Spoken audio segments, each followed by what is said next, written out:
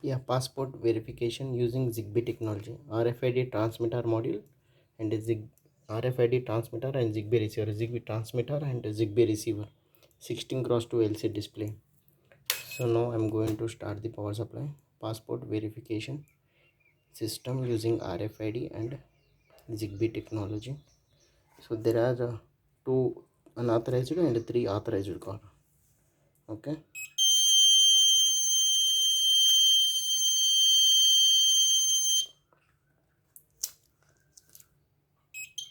Authorized green LED only.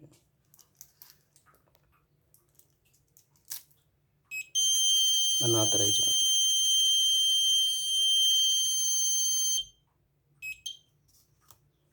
passport verified.